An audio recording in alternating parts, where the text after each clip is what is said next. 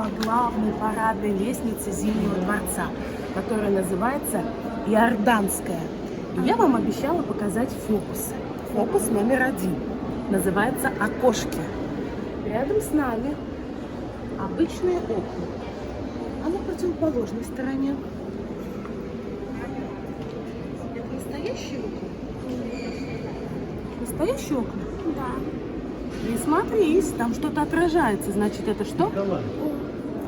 Зеркала. Зеркала. Давайте разбираться, зачем там зеркала. Может, там взрослые подскажут. Чтобы инсталляция была больше в помещении. Конечно, в первую очередь для того, чтобы расширить визуальное пространство, чтобы нам казалось, что лестница вообще бесконечна. Что он мог сделать? Убежать он мог в 30-килограммовом доспехе? Нет. Снять самостоятельно такой тяжелый доспех он тоже не мог. Все, что он мог сделать, он мог взять вот такой большой двуручный меч. Он у него всегда за спиной, как гитара висел. Нашли его? Он становился и просто отмахивался от врагов, пока были силы. Больше он ничего не мог сделать. Но все-таки старался оставаться на коне. Со временем появилось огнестрельное оружие. А как вы думаете, пистолет доспех пробьет? Да. Пробьет. И надобность доспехов стала отпадать.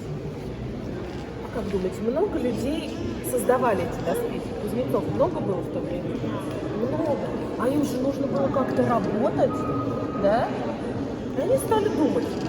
Да, но если боевые доспехи не нужны, можно делать доспехи для каких-либо других мероприятий. Пойдемте посмотрим, на какие мероприятия рыцари в итоге стали ходить в доспехах. А зачем ходить на свадьбу в костюме дорогом? Нужно делать свадебный доспех. Стали свадебные доспехи делать.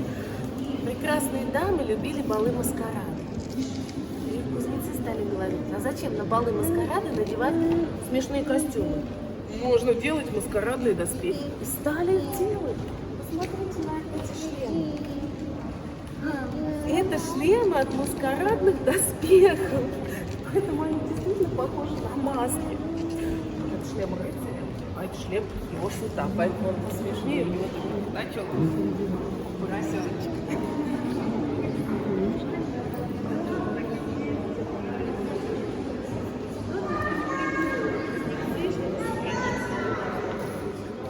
Как вы думаете, стоит ли нам ее бояться? Нет. Нет. Египтяне верили, что если сохранить тело в том виде, в каком оно есть, то это тело сможет начать новую загробную жизнь. То есть мумия не должна проснуться в нашей жизни.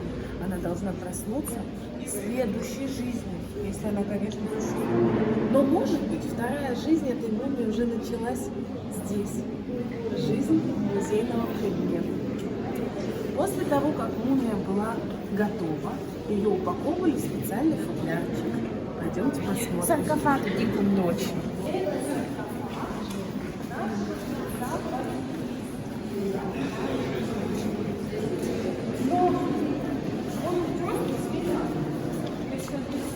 Не великоват ли саркофаг? Но туда еще сокровища клали. Сокровища клали в гробницу, а внутри саркофага хранили. Зачем? Вообще в Египте была традиция делать саркофаг по размеру тела. А тут вдруг саркофаг такой огромный. Все дело в том, что он деревянный. А дерево пропускает тепло. А мумия должна храниться в прохладе. Поэтому это не просто саркофаг, а саркофаг-матрешка. А что у нас внутри матрешки, когда мы ее открываем? Еще один саркофаг. Да, это внешний саркофаг. Внутри него был средний саркофаг.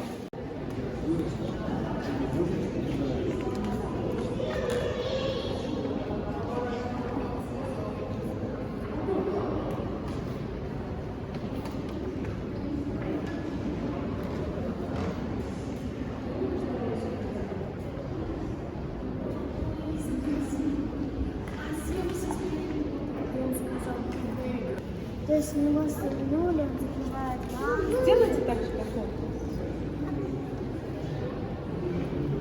Плечико так же не крутите.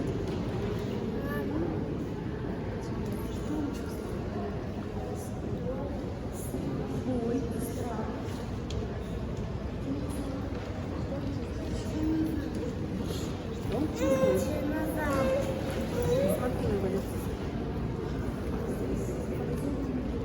Ему весело? А какое у него настроение?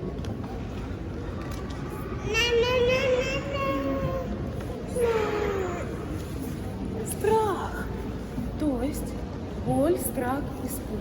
Испуг он испытывает, да? Это Орфей. Я решил Атланта наказать.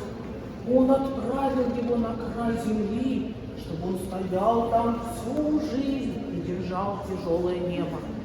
Скажите, пожалуйста, Атлантам легко небо держать? Нет. Нет. Им тяжело.